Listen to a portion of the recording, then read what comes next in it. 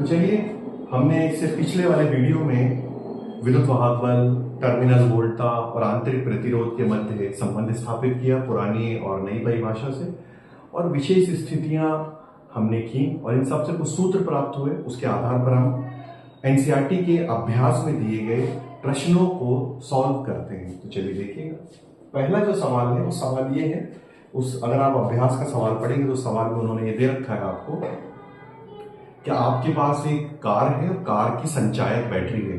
संचायक battery की जो वोल्टा है वो 12 दे रखी है, यानी विद्युत वाहक बल, और उसका आंतरिक प्रतिरोध दे रखा है 0.4 ओम। तो आपसे पूछ रहा है कि जो विद्युत धारा है, अधिकतम विद्युत धारा कितनी प्रवाहित होगी। तो अधिकतम विद्युत धारा का फॉर्मूला होता है E/R।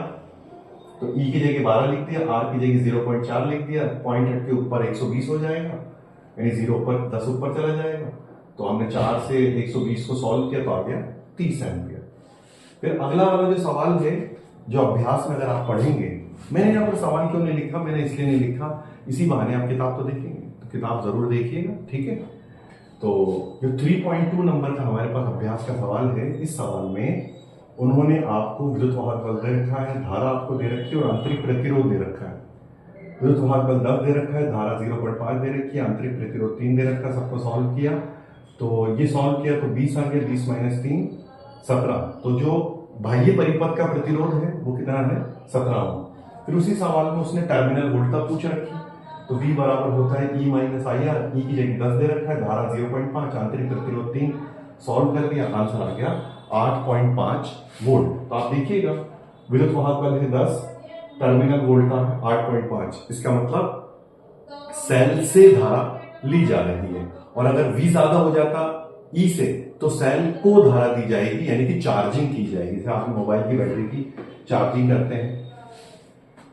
ये जो सवाल है ये भी आपकी किताब का सवाल है अभ्यास का, ठीक है, ध्यान से देखिएगा। इसमें आपसे क्या कहना है, वो 8 वोल्ट का एक सेल है जिसका आंतरिक प्रतिरोध 0.5 ओम। याद रखिएगा, सेल का जो प्रतीक चिन्ह है वो इस तरीके से हम शो करते हैं।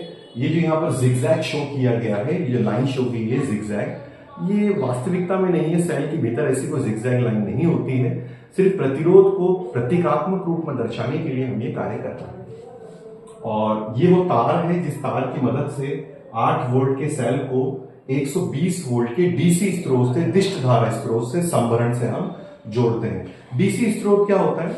डीसी का वैसे कोई मतलब होता नहीं, कई लोग कहते हैं कि डायरेक्ट करंट होता है, लेकिन वो तो डायरेक्ट करंट है, या डीसी के साथ स्रोत आ गया। डीसी एक प्रतीक है जो इस बात को दर्शा रहा है कि ये ऐसा विद्युत स्रोत है जिससे बहने वाली धारा और वोल्टा की दिशा समय के साथ परिवर्तित नहीं होगी, केवल मान परिवर्तित होगा, दिशा परिवर्तित नहीं होगी। तो वो आपसे ये कह रहा है कि जब इस 8 वोल्ट की बैटरी को चार्ज किया जा रहा है 120 वोल्ट के संभरण से, तो इस पर कितनी टर्मिनल वोल्टा आएगी, ये सवाल आपसे कर रहा है। और ये भी सवाल कर रहा है कि 15.5 ओम के बाह्य प्रतिरोध को लगाने का आखिर कारण क्या है। तो 15.5 ओम के जो बाह्य का जो प्रतिरोध वाला तार है उसे लगाने का क्या फायदा है कि अगर अधिक धारा प्रवाहित होती है तो प्रतिरोध उस धारा को कंट्रोल करेगा और सेल को खराब होने से बचाएगा। क्योंकि अधिक धारा अगर प्रवाहित होगी तो शॉर्ट सर्किट हो सकता है, और अधिक आयनों की वजह से वहां पर सेल के इलेक्ट्रोड जो है वो खराब हो सकते हैं। तो उससे बचाने के लिए, सुरक्षा के लिए हम 15.5 ओम के प्रतिरोध का इस्तेमाल कर रहे हैं। तो सबसे पहले तो हम ये देखेंगे, ये संभरण है और ये सेल है, दोनों जुड़े हुए, दोनों की वोल्टा है।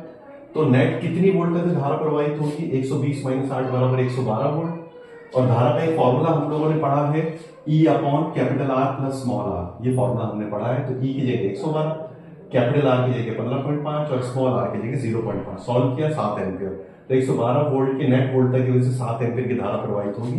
अब आप देखिएगा यहाँ पर चार्जिंग है, तो चार्जिंग की वजह से यहाँ पर क्या आएगा, प्लस E की जगह लग देंगे 8 जो इसकी वोल्टा है, I की जगह 7, R की जगह 0.5। सॉल्व कर दिया तो अपने पास आ गया 11.5 वोल्ट। ठीक है भाई।